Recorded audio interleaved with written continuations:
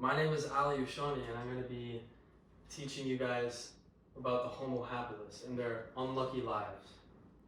Alright, think of a time you were stressed, you were in a rut. Like, for example, you were stuck in traffic, or maybe you got a parking ticket. Now, and you might think to yourself, I'm one of the unluckiest humans on earth. Well, I have news for you. Here's the Homo habilis. Today I will be talking about the lives of the Homo habilis, their survival challenges, their limited tools, and how they survived. This is important because it's important to know about human evolution. They were an integral part of early technological human advancements. Let's continue. I'll be touching the three main points, as I've said before: their survival challenges, limited tools, and how they overcame all of that. Number one, threats and challenges. Now, according to humanorigins.si.edu, their average height was 3 foot 4 inches to 4 foot 5 inches, which is very short. Here's a diagram by Britannica Encyclopedia.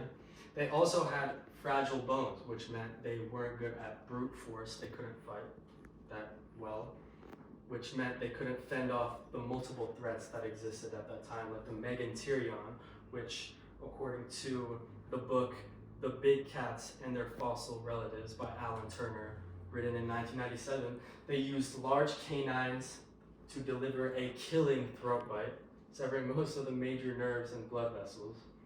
And this is a size comparison.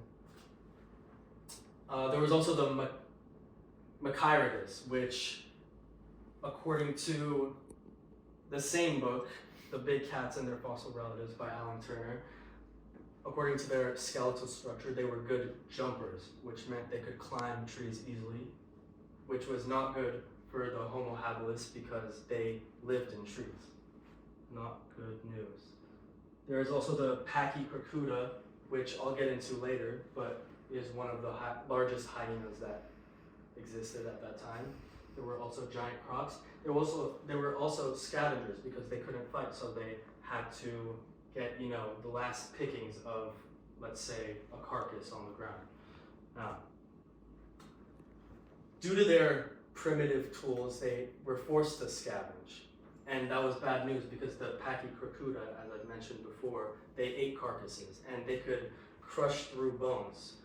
For example, according to large mammalian carnivores, as a taphonemonic factor in the bone accumulation of Zoocondian by Noel Thomas Boas, one case in a hominin displayed evidence of a fractured skull, likely due to biting on the skull to access the brain. So they were good at biting through bones, which was not good for the Homo habilis. They also had ineffective mobility. They had short legs, which meant they couldn't run that fast, so they relied on fishing, which was also bad news because there was the anthropophagus, which translates literally to human eater. And according to worldofpaleanthropology.com, one specimen had their foot disarticulated and torn from the rest of their body by the crocodile. So yeah, that was bad. Also, they had a bad diet because of the fluctuating extreme weather in Africa, which meant they had to eat unripe and acidic fruits, which definitely damaged their teeth. And they also ate rotten flesh because they got the last pickings of carcasses that they would scavenge. So let's look on the bright side. They were known as the handyman because they were one of the first early humans to use and make stone tools. And this is important for early human technological advancements. They were in large groups, according to Neocortex-Size Group Size and the Evolution of Language by Leslie C. Aiello. They would hang around in groups of 85 usually, so they were pretty hard to outnumber. And lastly, according to Britannica.com, they stuck around for 900,000 years, so they clearly were doing something right. Now, conclusion. I hope you guys have learned something from this speech. I hope you've learned that the Homo habilis definitely went through some adversities, but they overcame, and now they are one of the integral parts of human history.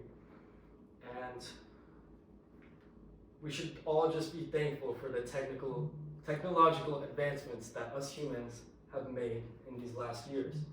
And that's it. That's a question.